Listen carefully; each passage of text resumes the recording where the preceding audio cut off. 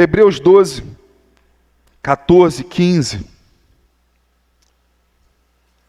Diz assim, irmãos, a palavra: procurem viver em paz com todos e busquem a santificação, sem a qual ninguém verá o Senhor. Cuidem para que ninguém fique afastado da graça de Deus e que nenhuma raiz de amargura brotando cause perturbação e por meio dela muitos sejam contaminados. E cuidem para que não haja nenhum impuro ou profano como foi Esaú, o qual por um prato de comida vendeu o seu direito de primogenitura. Vocês sabem também que posteriormente, querendo herdar a bênção, foi rejeitado, pois não achou lugar de arrependimento, embora com lágrimas o tivesse buscado. Eu, na verdade, ia ler só Hebreus 12, 14 e 15, mas aí eu fui lendo, passei batido, mas tá bom. E aí entramos aqui um pedacinho aqui na história de Esaú. Mas é interessante o final, irmãos, porque diz que Esaú vendeu a bênção da primogenitura para o irmão dele, Jacó, por causa de um prato de comida. E aí diz que depois ele, com lágrimas, tentou buscar isso de volta. Só que o autor de Hebreus faz um destaque. Não achou lugar de arrependimento, diz aí o versículo 17, embora com lágrimas o tivesse buscado. A gente às vezes pode chegar num momento de culto, diante de algo ruim que a gente tem vivido, diante de pecados que tem tomado a nossa alma, diante de maldades no nosso coração, e a gente chora. Mas aí a gente segue com a mesma vida, segue com as mesmas escolhas. E aqui diz que Esaú, ele tentou herdar a bênção que ele tinha vendido por um prato de comida. E ele tentou buscar isso com lágrimas, só que não tinha arrependimento.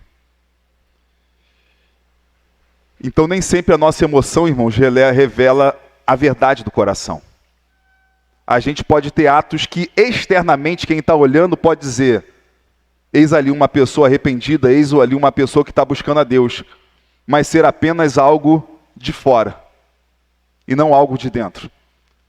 A questão é que o ser humano, ele conhece o exterior, mas o interior somente o nosso Deus. Ele é quem sonda os corações. O exterior pode enganar, irmãos, até as pessoas mais consagradas. A aparência exterior pode enganar até as pessoas mais consagradas. É só a gente lembrar da famosa história quando Samuel foi consagrar um dos filhos de Jessé e ungir um dos filhos de Jessé, que seria o futuro rei de Israel. E a famosa história que quando Samuel vê o primeiro, o filho mais velho de Jessé, um guerreiro já estabelecido, já conhecido em Israel, e ele pensa naquele homem forte, já formado, e ele diz: é esse. Porque é o que ele viu na casca, né, irmãos? Do lado de fora. Ele olhou a carcaça e disse: é esse. E aí Deus diz: não, não é esse. Porque o ser humano não vê como eu vejo. E olha que Deus disse isso para um homem consagrado. Se não fosse o Samuel, fosse o cara que criou o Samuel, que era o Eli, a gente dizia: pô, esse cara aí não conhece nada mesmo de Deus, a vida dele é toda torta. Mas não era o Eli, era o Samuel. E aí Deus fala: não vejo como o homem vê o exterior, porém eu vejo o coração. Daí que é famosa, né, a afirmação bíblica de que Davi era um homem segundo o coração de Deus, não segundo o coração do homem. Aquele que Deus conhecia, que Deus sondava.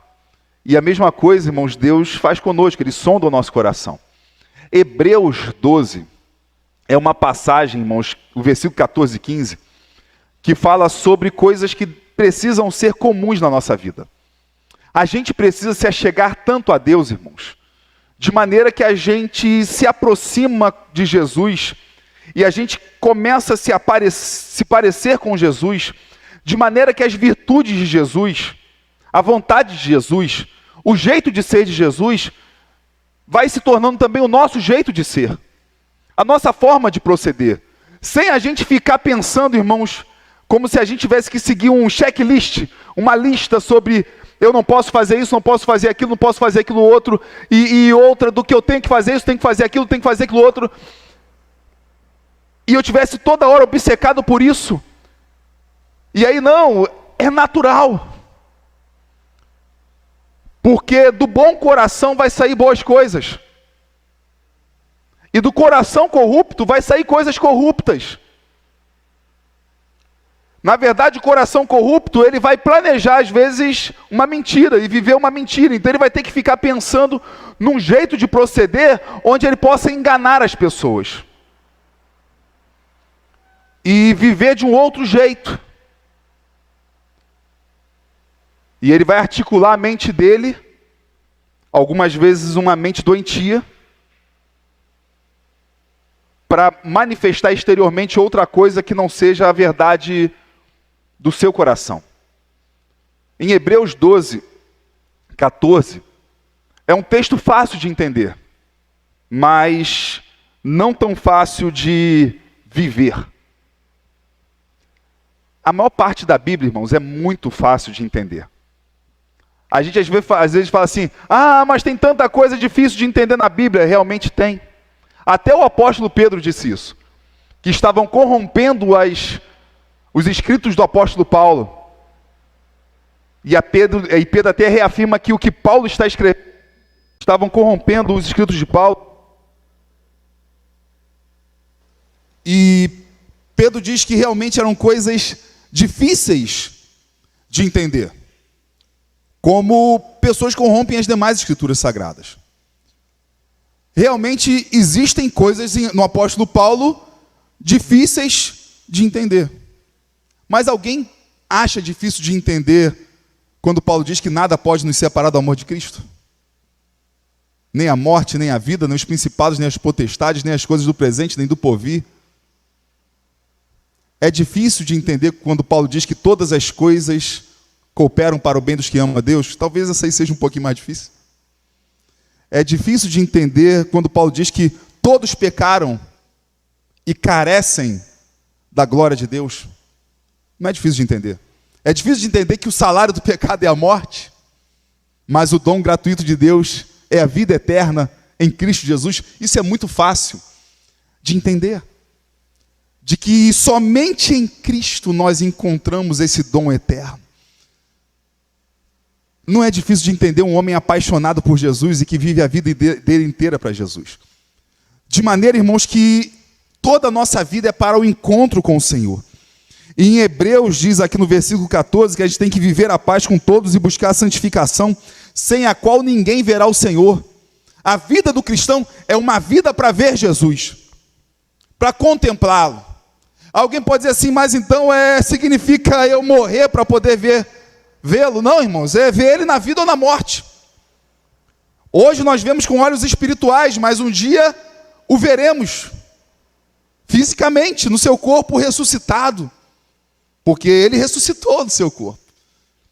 Um dia veremos como Estevão viu. Veja os céus abertos e o Filho do Homem, que é Jesus, em pé à direita do Pai. Veremos ele, mas hoje nós também vemos Jesus pela fé, por esse dom que ele nos deu, que nos faz ver o invisível. Seja na vida ou na morte, a nossa vida é uma vida de amor a uma pessoa chamada Jesus Cristo, e um desejo intenso de coração de contemplá-lo, de estar junto com ele, de estar na presença dele. Por isso que o apóstolo Paulo, aí falando sobre coisas fáceis de entender, ele disse, para mim o viver é Cristo e o morrer é lucro. O viver é Cristo.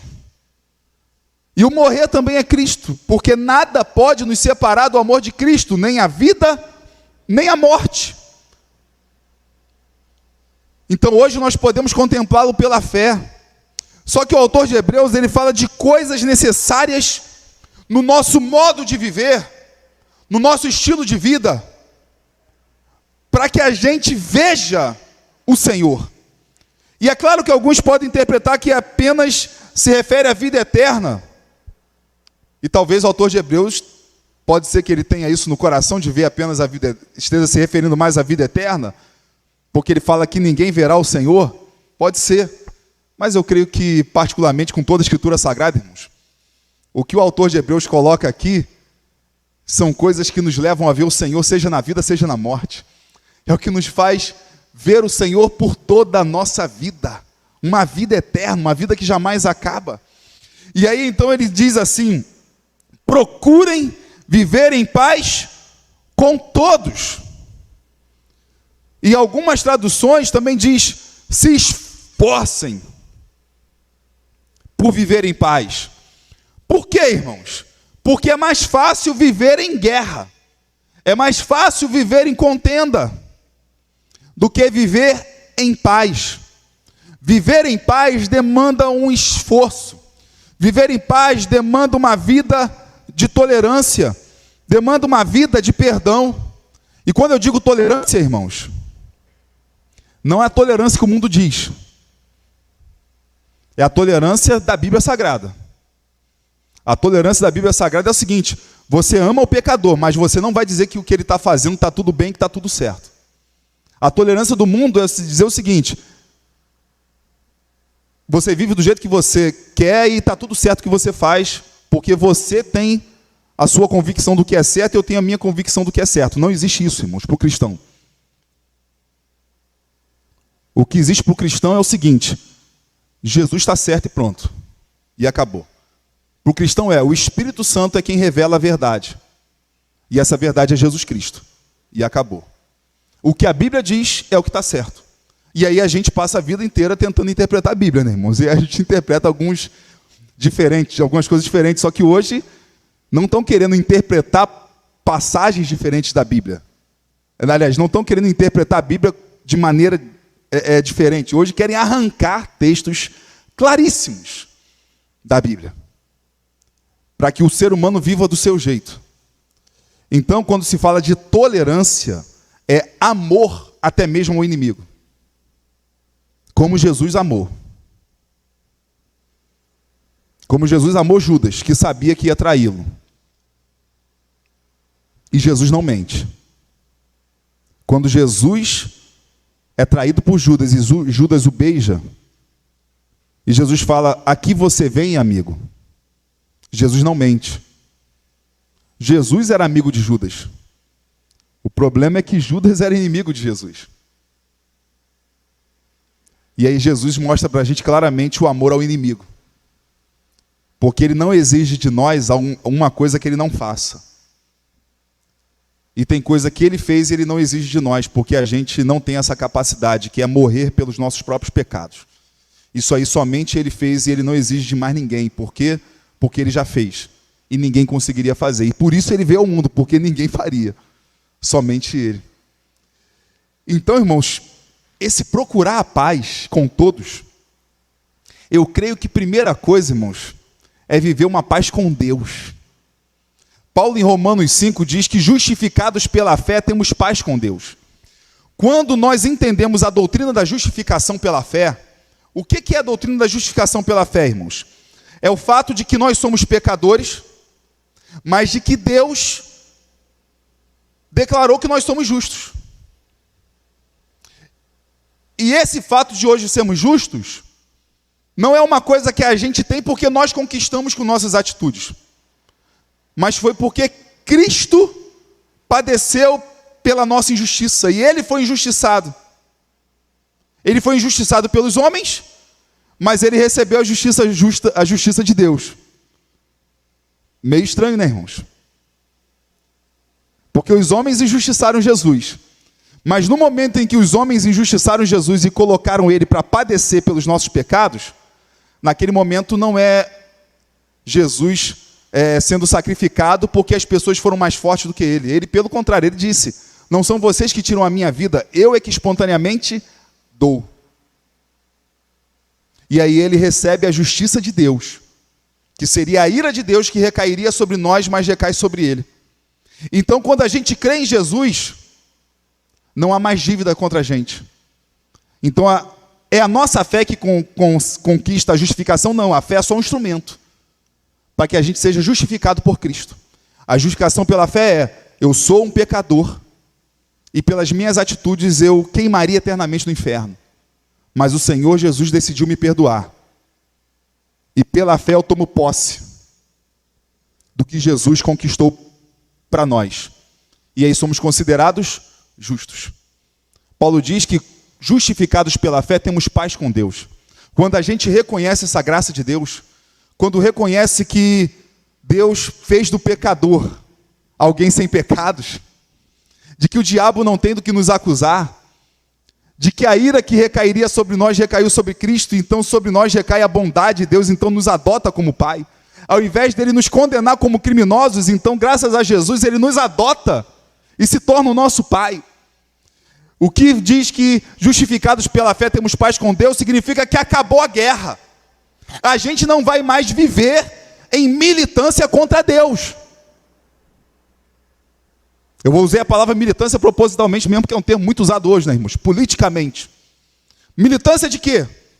E o ser humano nas militâncias para defender suas causas hoje, ele milita contra Deus. Porque Jesus é só um joguete do homem hoje.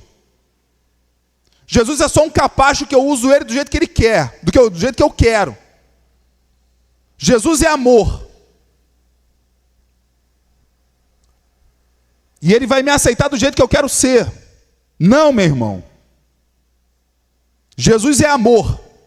E por ser amor, ele não nos aceita do jeito que nós queremos ser. Ele nos aceita do jeito que somos. Para então fazer de nós do jeito dele. Ele recebe uma carne podre e estragada, mas ele não vai permitir que essa carne continue podre e estragada, porque senão ele não seria amor.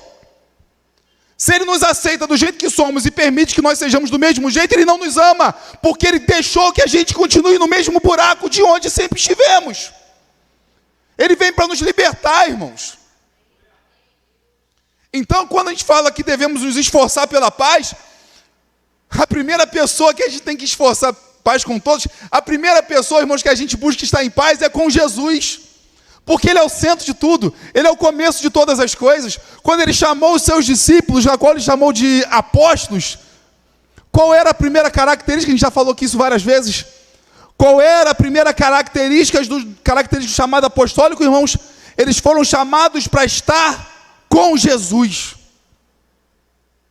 Antes de serem enviados,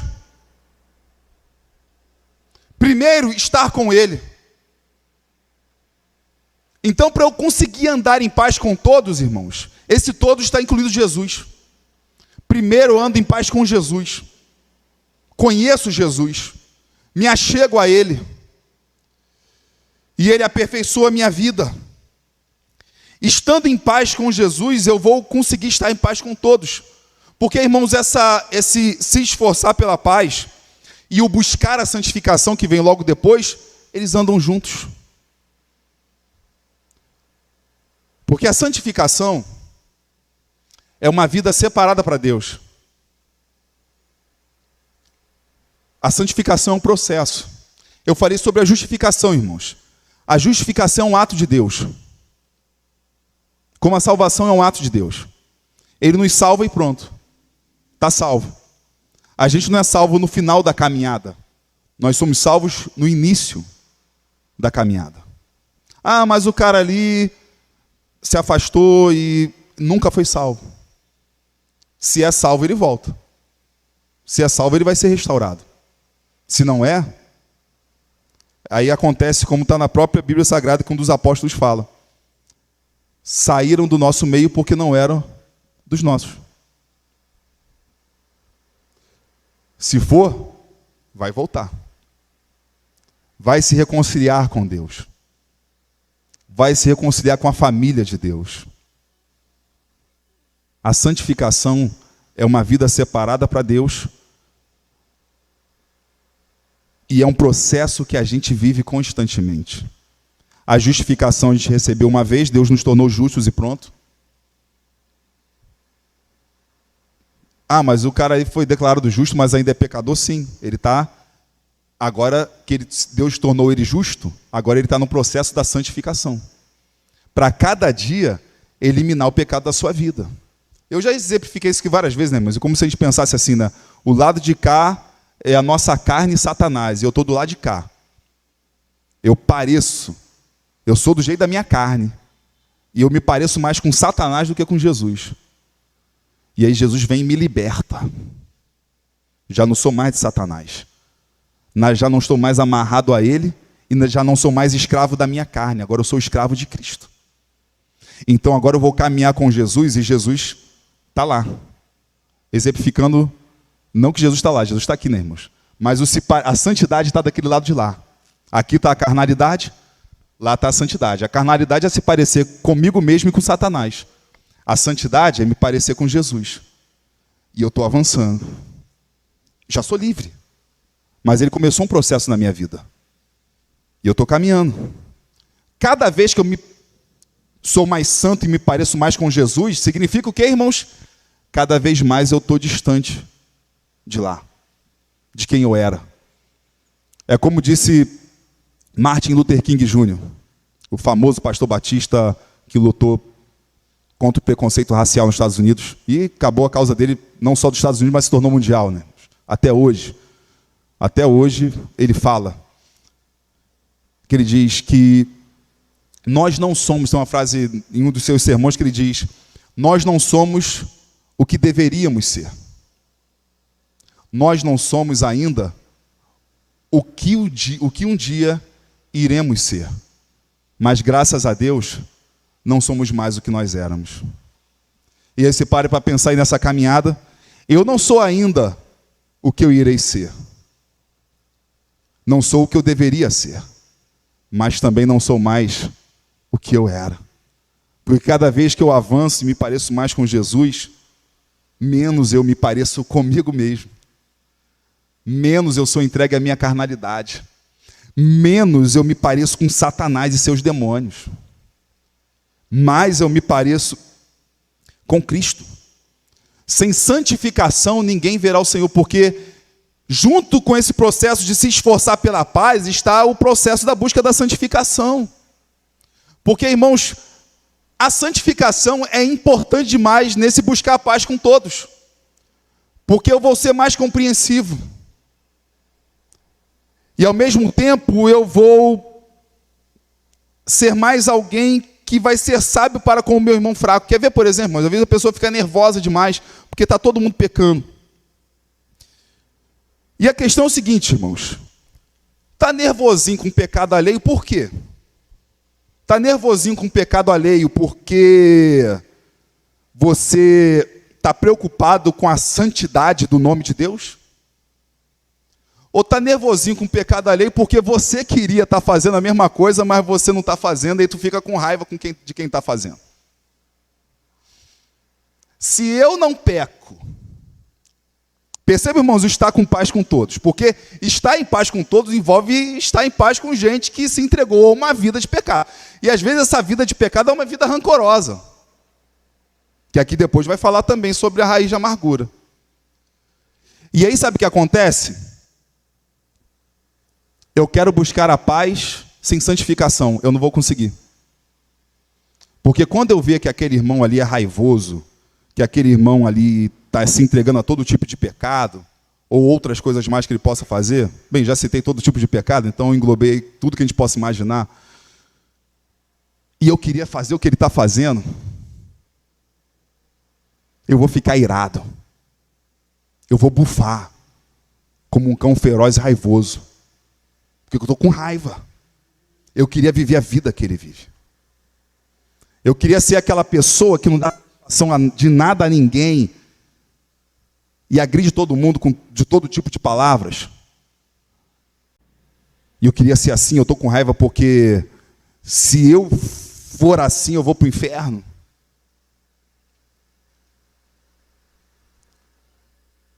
A pessoa, ela não está buscando santificação porque ela não está se parecendo com Jesus. Quando Jesus olha para uma multidão, irmãos, sem sentido nenhum na vida, sem propósito nenhum na vida, diz a palavra que ele olha para uma multidão como ovelha que não tem pastor. e ele tem misericórdia dessas pessoas. Se eu me pareço com Jesus, eu não vou ficar com inveja de quem está vivendo no pecado. Por exemplo, irmãos, eu não vou me parecer com o irmão mais velho da parábola do filho pródigo. Por que o irmão mais velho da parábola do filho pródigo era tão raivoso? Porque ele era o filho perdido dentro da igreja. O mais novo, ele pediu a herança do pai em vida, com o pai vivo ainda, saiu e foi viver uma vida louca. E gastou tudo que ele tinha. Quando ele volta, o mais velho fica com raiva, porque ele volta e o pai perdoa seu irmão. O pai põe um anel caro no dedo, o pai põe uma roupa cara, o pai mata o novilho gordo, faz um churrasco, o pai, uma festança ali, e a festança estava tão grande que o filho mais velho ouviu o barulho da dança. Que o rastapé, meu irmão, ou pula-pula, ou sei que lá, ou sai do chão, estava forte naquela casa lá. Alegria total. E ele fica com raiva do pai, porque ele tem raiva do seu irmão. E ele vai e fala para o pai: tenho servido a ti todo esse tempo. Todo esse tempo tenho te servido. E o Senhor nunca me deu desse novilho gordo para eu festejar com os meus amigos? Que amigo? Nem amigo ele tinha, irmãos. Porque ele achava que podia comprar o amor do pai. O que ele fazia, e os dias dele na casa do pai, ele viu como desvantagem. Porque o irmão dele viveu longe do pai, e agora à volta tem todos os privilégios de filho, enquanto ele teve que sofrer na casa do pai. E aí é uma grande questão, mas a gente achar que a nossa vida com Cristo é um sofrimento. Então não é uma busca de santificação, é uma busca puramente moralista, de uma pessoa que está tentando comprar a salvação em Deus, com os seus atos. E não uma vida onde a pessoa sim vai viver uma boa moral, mas em gratidão, e porque ela está se achegando a Jesus e está parecendo com Ele. É totalmente diferente, irmãos. Essa pessoa vai ter um amor imenso no coração. Essa pessoa que se parece com Jesus, que se achega ao Pai, quando ele vê o seu irmão que aprontou tudo vindo, ele não vai ter inveja do seu irmão mais novo. Pelo contrário, ele vai ter misericórdia, ele vai entender: esse meu irmão perdeu tantas coisas. Só que às vezes a gente acha que a gente está perdendo por estar com Cristo. E a gente está perdendo, só que o que a gente está perdendo é o que é melhor perder. Hoje tem muita se discute às vezes uma música, né, irmãos? É Ele, por Ele que eu estou perdendo a minha vida, gastando a minha vida e perdendo tudo com alegria. Aí a pessoa diz assim: é um absurdo, aonde que minha vida com Cristo significa que eu estou gastando tudo e perdendo, que a vida com Cristo eu só ganho. Não, meu irmão. A vida com Cristo você perde. Só que o que você perde não é melhor do que o que você ganhou. Discordo, pastor. Tá bom, não discute comigo, irmãos. Discute com Jesus, que disse: aquele que quiser ganhar a sua vida, a perderá. Mas aquele que perder a vida por mim, esse a ganhará. Qualquer um que não tenha deixado filhos, esposa, marido, por mim, não venha ganhar mais ainda. E aí Jesus chega ao extremo de falar que às vezes a gente perde a nossa própria família por Ele. Aquela famosa guerra que o pessoal fala, irmãos, que Jesus fala que veio trazer a espada, que o pessoal quer dizer que Jesus é um militante de alguma coisa, que Jesus fala: eu não vim trazer paz, mas eu vim trazer a espada. Se a pessoa pegar assim isoladamente, é uma interpretação péssima, porque Jesus fala que veio trazer a espada, irmão, só que tem que entender o contexto. Quando Jesus fala que veio trazer a espada, ele diz o seguinte: agora os inimigos vão ser da própria casa. O filho vai se voltar contra o pai vai se voltar contra o filho. Isso por causa de quê? Por causa da fé nele. É nesse sentido que ele disse que veio trazer a espada, irmãos, que ele falou que às vezes a família vai se dividir. Por uma pessoa que quer amar a Cristo e alguém que não quer que aquele ente querido ame a Cristo. Porque ao amar a Cristo, a um ente da família amar a Cristo, significa que algumas coisas que a família vivia agora não vai viver mais. Algumas coisas vão ser abandonadas. E aquele lado, ele não entende ainda que o que aquela pessoa está perdendo por Cristo não se compara com o que ele está ganhando. A santificação, irmãos, é um processo de uma busca constante de uma vida parecida com Jesus. Santidade é uma vida separada para Deus. Então é uma vida onde realmente a gente gasta coisas dessa vida. Irmãos, quem se converte a Jesus aqui, vamos ser sinceros, gasta dinheiro. Não tem como não gastar dinheiro quando você se converte a Jesus. Por quê? Porque o seu coração se torna um coração generoso. Então você vai ajudar. O seu dinheiro passa a ter um propósito muito maior do que servir apenas a si mesmo. Ele serve ao próximo. Ele serve à igreja.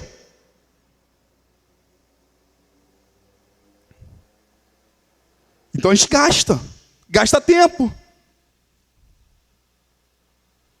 Vai abençoar a vida de alguém.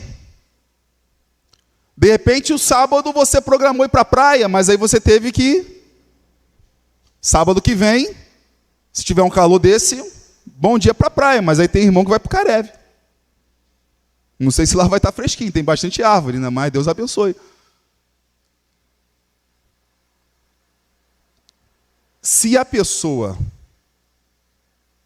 entender aquilo como um ato de tentar comprar a salvação em Cristo, ele vai, mas vai com uma raiva muito grande. E a raiva vai aumentar na hora que ele vê a foto postada no Instagram de um irmão em Arraial do Cabo. E aquela água tão cristalina que se você mijar amarelo dá para ver.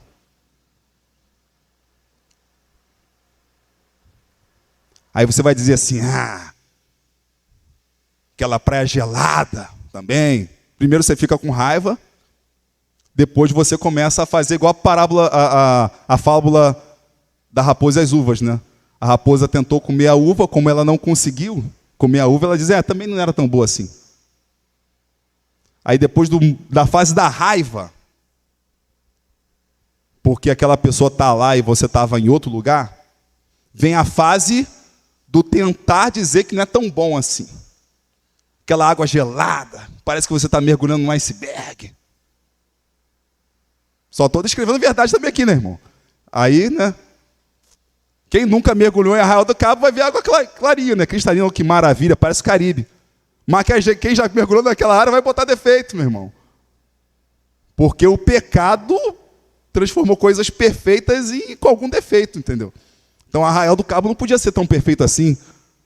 A água tinha que ser gelada, extremamente gelada.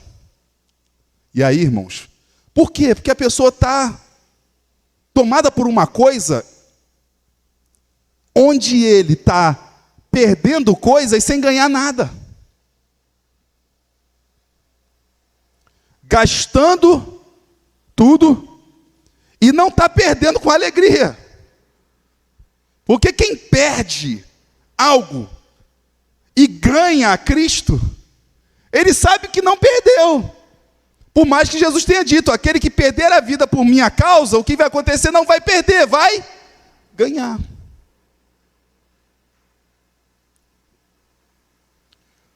Quando a gente busca a santificação, a gente está buscando a Cristo.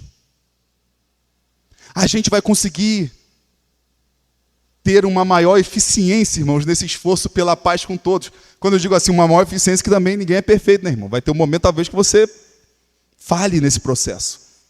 Mas aí você vai e busca a santificação em Cristo. Porque você está no processo, né, irmão? A gente vai lá, a gente está caminhando. Parecer com Jesus. Processo de santificação. Mas aí tem uns momentos que parece, né, meu irmão? Que você, pum, deu um passo atrás. Mas aí, meu irmão, é o seguinte, foi só para poder reforçar o músculo. Vai de novo para frente. Mas como que a gente vai conseguir viver isso, irmãos? Acima de tudo está o seguinte.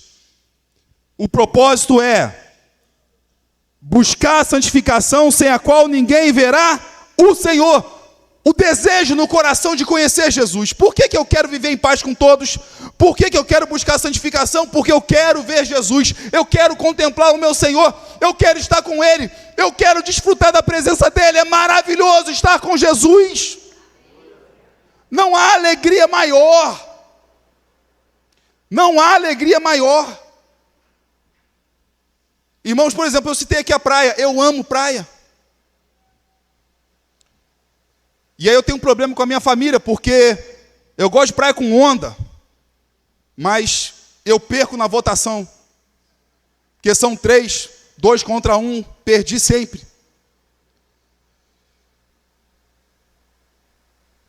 E irmãos, amo pegar jacaré. Se eu não tivesse nascido em Belfor Roxo, talvez teria sido surfista. Só que quando eu nasci em Belfor Roxo, a única opção que eu tinha era surfar trem. Mas diziam que não era muito saudável fazer isso, né, irmão? E depois também até o surf no trem acabou. Hoje não existe mais, né, irmãos? Ficou no passado. Alguns mais novos que nem sabem do que eu estou falando. O que era surfar no trem. A gente passa, às vezes, irmão, a gente acha que o país não evoluiu nada, né? Mas a gente lembra algumas coisas do passado. O problema é que a capacidade do Brasil, a gente era para estar muito mais à frente. Só que a gente acostumou a se contentar com muito pouquinho. A gente cresceu um pouquinho. Compara ali com aquele país lá. Só que, irmãos, a gente avançou mais do que eles. O grande problema não é se avançou pouco, avançou muito. O grande problema é que o Brasil é um dos países mais ricos do mundo. O Brasil é uma das maiores potências econômicas do mundo. Esse é o grande problema. Potência econômica, a gente está lá em cima. Agora pega essa potência e transfere em qualidade de vida para o povo. A gente cai lá para baixo. E o Rio de Janeiro é a pior expressão disso. Porque o Rio de Janeiro é o segundo estado mais rico do Brasil. Mas a gente está em qualidade de vida, em vários números aí, desenvolvimento abaixo de São Paulo, com um monte de estado na frente do Rio de Janeiro. Não era para ser. Era para quem era para estar na frente do Rio de Janeiro, era para ser só São Paulo. Mas não, tem São Paulo em vários índices, aí você vai ver um monte de estado, depois vem o Rio de Janeiro, porque parece que o Rio de Janeiro, quando a gente fala que o Rio de Janeiro é o cartão postal do Brasil, o Rio de Janeiro é o símbolo do Brasil mesmo, irmão. Tanto da beleza do Brasil, quanto de tudo que é de mais podre no Brasil. Mas não sei nem porque eu estou fazendo isso, falando isso, não sei o que isso tem a ver com a mensagem. Vamos lá, acho que só saiu. A questão, mas de qualquer forma, irmãos, eu diria o seguinte: fica essa afirmação que eu falei, a gente se contenta com pouco.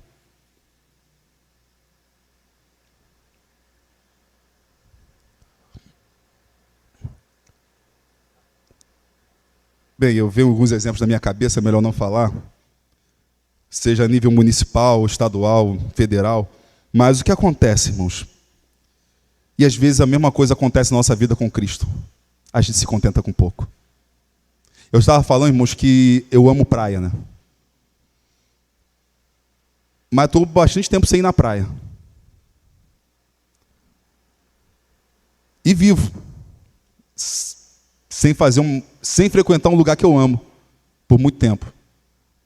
Mas tira de mim, irmãos. Está nesse lugar aqui. Eu amo a praia, mas consigo viver meses sem ir na praia.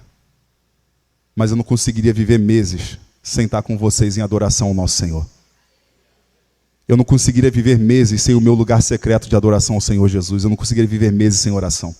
Eu não conseguiria viver meses sem ler a palavra e entender que o meu Senhor está falando comigo. E que esse meu Senhor é meu Pai. E Ele me chamou para uma vida de intimidade com Ele. Porque existem coisas boas mas tem coisas que são infinitamente superiores. E é daí, irmãos, que muita gente não entende, porque para muitos o culto é um ato de sacrifício. Eu não consigo entender o culto como um ato de sacrifício, porque para mim é um momento de prazer imenso, de extrema alegria, de estar aqui e adorar com meus irmãos e louvar e cantar músicas a Jesus e ler a palavra dele. E às vezes eu fico tão preocupado, mas que às vezes eu penso assim, cara, parece para mim até uma diversão um negócio desse aqui. Para ficar melhor, eu só queria estar sentado aí junto com vocês ouvindo outra pessoa pregar, do que eu ter que ouvir eu mesmo. Porque é uma alegria, irmãos. E aí eu já ouvi muita gente falando sobre o culto tem que ser apenas para a glória de Deus e você tem que matar o seu eu, e realmente tem que matar o nosso eu, a nossa vontade, mas descrevendo de um jeito como se fosse apenas a alegria de Deus e não a sua alegria própria. E a descrição de um culto que agrada a Deus é o seguinte, é a chatice. Quanto mais chato for o culto, mais foi para a glória de Deus. Irmãos, a gente aqui é uma igreja presbiteriana, isso vai contra o nosso breve catecismo.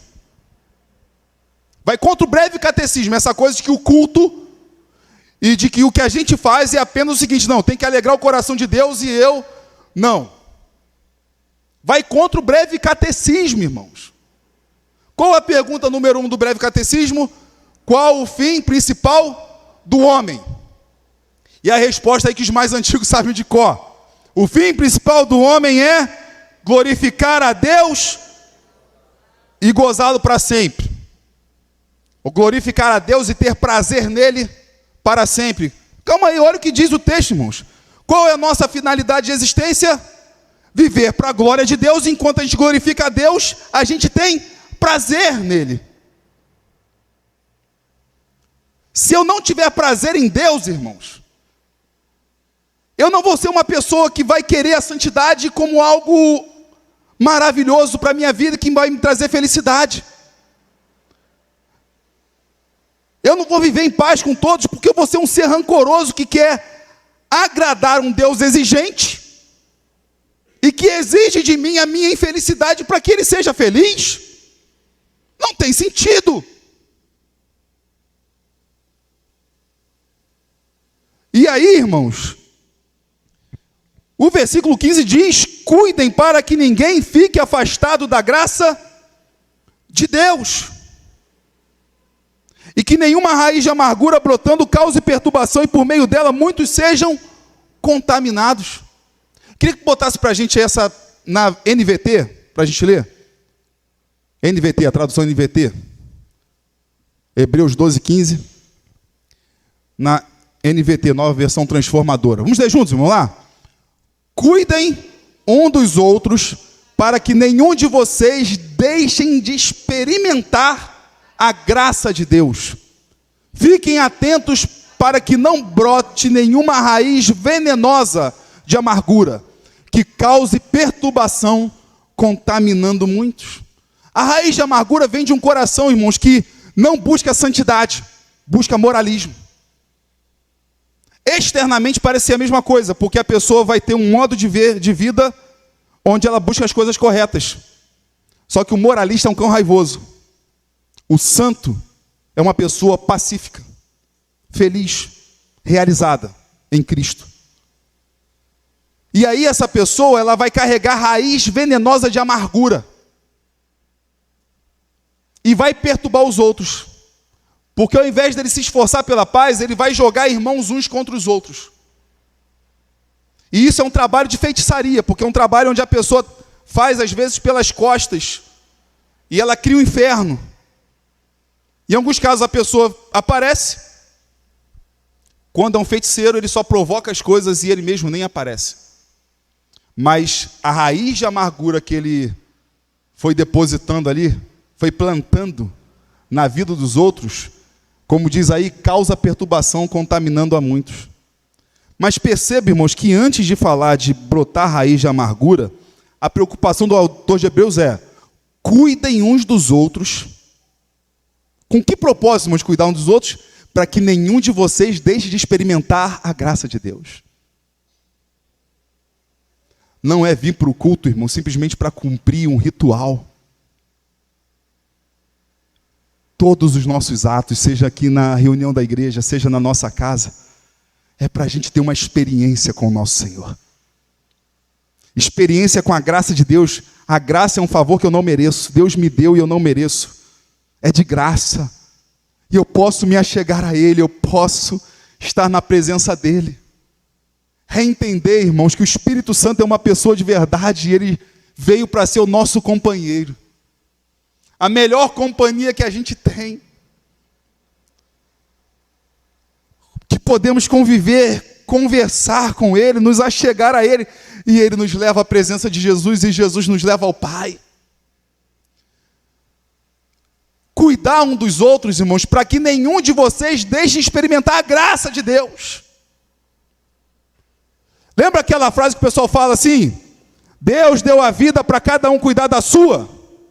Me responde, de acordo com esse texto que mandou a gente cuidar um do outro. Só que se a gente quiser cuidar um do outro como um cão raivoso, é um cuidar só de exigências. Onde a gente quer que a pessoa faça a coisa certa. E não há problema em querer que a pessoa faça a coisa certa, porque a pessoa deve fazer a coisa certa. A grande questão é o propósito, o porquê de fazer a coisa certa. Eu vou fazer a coisa certa para eu comprar Deus e a minha salvação? Ou eu vou fazer a coisa certa porque, me achegando a Jesus, eu percebo que não há nada melhor do que uma vida parecida com Cristo. E eu quero agradá-lo. É como um casal, irmãos, que ambos se casam, e o marido só quer agradar a si mesmo, e a esposa só quer agradar a ela mesma. Isso vai dar certo? Pode até viver casado por anos, fazer boda de prata, boda de ouro, boda de diamante, qualquer coisa que seja. Mas a vida dentro de casa é um inferno. Porque a própria Bíblia diz que quem casa, Paulo fala, e Paulo era solteiro, irmãos. Então ele não falou como alguém casado querendo barganhar e se beneficiar. Ele falou como alguém que falou da parte de Deus, cheio do Espírito Santo. O homem se ocupa das coisas do mundo de como agradar a esposa, e a esposa se ocupa das coisas do mundo de como agradar o marido. Porque agora não são mais um, são mais dois, quer dizer, agora se tornaram um. E o solteiro agrada a si mesmo? Não. Paulo diz que o solteiro só se ocupa das coisas de como agradar a Deus. E o casado está dividido. Por quê? Porque ele se ocupa de agradar a Deus, e o marido de agradar a esposa, e a esposa de agradar o marido. Por quê? Mas aí, calma aí, eu tenho que agradar a Deus, e Deus faz o quê por mim? O quê? Ele enviou o Filho dele para morrer na cruz do Calvário por nós. Ele carregou toda a culpa, Ele carregou toda a ira, Ele carregou toda a condenação. Ele fez tudo por amor a nós. Não há nada mais que Ele precise fazer por nós, mas ainda assim Ele faz. Ele ouve nossas orações, Ele nos cuida, Ele sara nossas vidas, Ele sara nossas famílias. Ele vem com poder e glória, Ele traz alegria no nosso coração, Ele nos dá a presença doce e santa dEle. Ele faz de nós amigos dele. Mas em tudo, irmãos, busque a paz. Busque a santificação. Para quê? Porque você quer ver o Senhor. Seja na vida, seja na morte. Você simplesmente quer ver o Senhor. Cuide um do outro. Para ficar fofocando e vigiando a vida alheia, não. O problema maior quando aquele irmão cai naquele pecado não é somente o fato que ele caiu naquele pecado, mas que ele deixou de experimentar a graça de Deus. Quando um irmão nosso, irmãos, cai no pecado, o pior não é que ele caiu no pecado. O pior é que ele se afastou de Cristo. E aí a gente quer resolver as coisas fazendo com que o irmão pare de cometer aquele pecado. Quando, na verdade, o que a gente tem que fazer é o seguinte, tem que cuidar do irmão para que ele volte a experimentar a graça de Deus. E aí, estando com Cristo, ele abandona o pecado. Se a gente quiser que ele abandone o pecado por abandonar o pecado, ele para de pecar por um mês. Ele volta a pecar o mesmo pecado no mês seguinte. Mas se ele conhecer a Cristo e voltar a experimentar a graça de Deus, ele vai ter nojo daquele pecado. Aquilo para ele vai ser pior. E ele quer experimentar o melhor em Cristo. Porque Ele não quer permitir que a raiz de amargura brote no seu coração e cresça e cause destruição à sua vida e à vida de muitos. Porque no final das contas, irmãos, é se achegar a Deus. Como o Senhor disse pela boca do seu profeta: eu é que sei os pensamentos que tenho a respeito de vocês, pensamentos de paz e não de mal, para dar a vocês o fim que vocês tanto precisam. Vocês então me buscarão, vocês orarão a mim, e vocês me encontrarão quando me buscarem de todo o coração. A gente está aqui para conhecer Jesus.